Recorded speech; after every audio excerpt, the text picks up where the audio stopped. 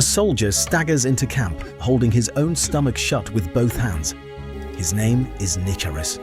Blood is soaking through his fingers and he can barely stand, but he keeps moving toward the fires because he has to say something before he falls. The air around him smells like wood smoke and cold sweat, and for a second, nobody moves. An hour ago, he was standing behind 5 Greek generals as they walked unarmed into a Persian command tent to shake hands on a peace deal. Now, he's the only one who made it back. He gets 3 words out before his legs give up. That's enough. The camp already knows their entire command is gone. Rewind a few weeks. These men are Greek mercenaries, professional soldiers hired by a Persian prince named Cyrus the Younger, and most of them signed up thinking this was a routine job. Put down some rebels, collect a paycheck, go home. What they didn't know, not until they were already deep inside enemy territory, marching past Persian towns that should have raised an alarm and never did, was that Cyrus wasn't fighting rebels. He was fighting his own brother, King Artaxerxes II, for the throne of Persia itself. By the time roughly 10,000 of them figured that out, turning back wasn't an option anymore. They marched anyway, because that's what mercenaries do, and when the 2 armies finally collided at a place called Cunaxa, the Greeks did exactly what they were paid to do. Shields locked, spears down, they tore through everything in front of them and barely lost a man doing it. Dust from 10,000 boots hung over the field long after the shouting stopped. But while the Greeks were winning their fight, Cyrus rode straight at his own brother, got close enough to wound him, and got killed for it.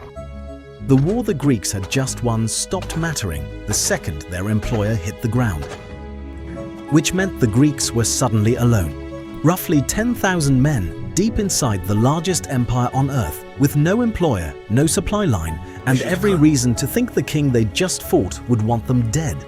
Except he didn't attack.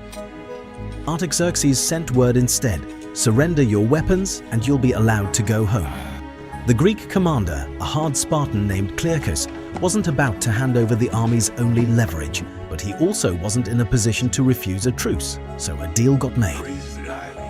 Persian forces under a satrap named Tissaphernes would escort the Greeks north, feed them and guide them home. And for a while, it actually worked. Food showed up on schedule. The march started moving. Tissaphernes rode alongside the column day after day, polite and open, sharing meals with the same men he was supposedly still at war with. Some of the Greek officers objected, arguing that trusting a Persian satrap this deep in his own territory was insane. Clearchus overruled them. Most of the rank and file didn't even hear the argument happen.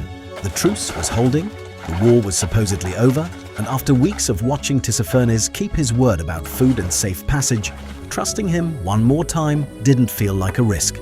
It felt like the obvious move. So when Tissaphernes suggested a private meeting between himself and the Greek commanders, no soldiers, no weapons, just a friendly conversation to clear up some lingering suspicions, Clearchus said yes. 5 generals and 20 of their captains got ready to walk into that tent unarmed, because the man they were trusting had spent weeks proving he could be trusted. Here's the crazy part. The people about to wipe out the entire Greek command weren't an enemy the Greeks were still fighting. They were the exact people who'd just spent weeks proving the war was over. That's the trap closing, right there in that tent. If you haven't subscribed yet, this is exactly the kind of story we dig up every week. Back to the tent. Inside that tent, Tissaphernes was all warmth.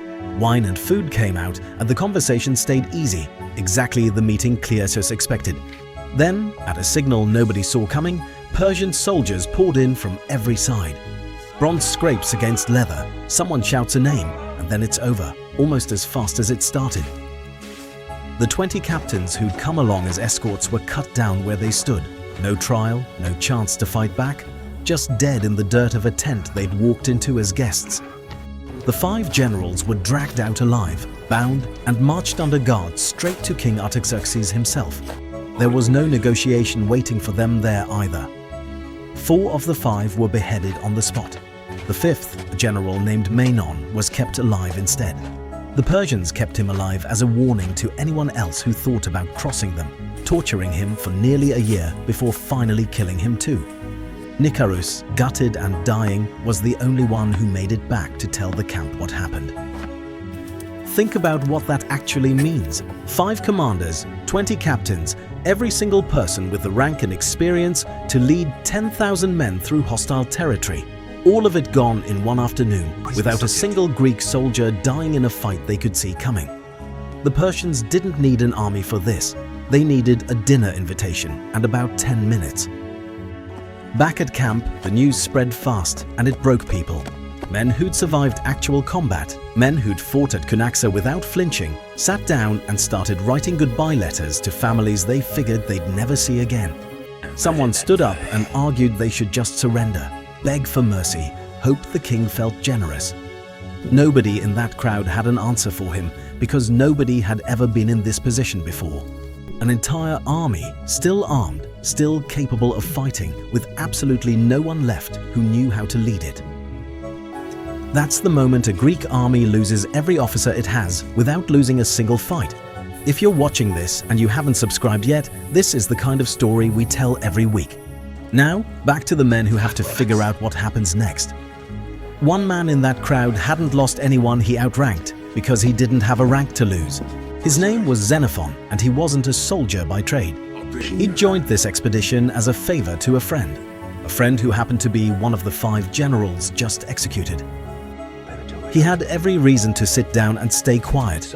Instead, he stood up in the middle of that panicked crowd, firelight flickering across faces that hadn't slept in 2 days, and asked a question nobody wanted to answer. Are we just going to sit here and wait for them to kill us? That single question did something the surrender speech couldn't. It gave people somewhere to put their fear.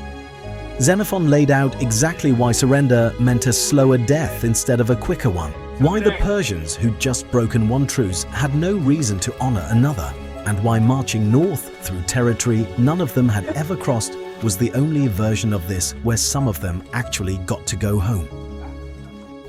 By the end of the night, the army had done something it had never needed to do before. It elected its own commanders from scratch, right there in the dark. A Spartan named Tissaphernes took overall command, and Xenophon, a philosophy student with no battlefield rank 12 hours earlier, was chosen right alongside him.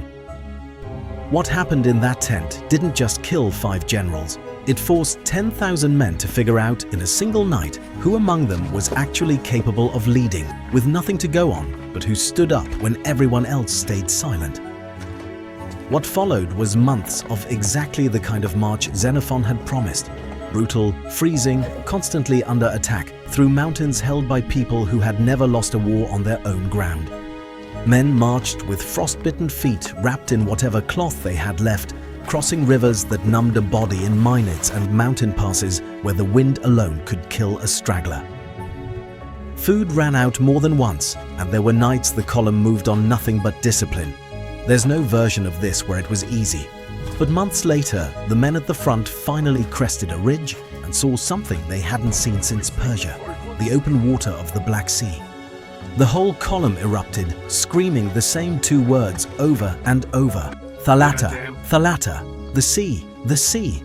Men who hadn't cried through months of frostbite and starvation broke down on that ridge, and they piled up a stone cairn on the spot to mark it, stone after stone, so nobody who came after them would forget where it happened. It wasn't home yet, but it was the first proof in almost a year that home was still possible. 5 generals walked into a tent one afternoon, fully believing the war was already won. A man with no rank at all got the rest of them out. I'm Zombo. If you made it this far, you're already part of the quest. Subscribe, and I'll see you in the next one.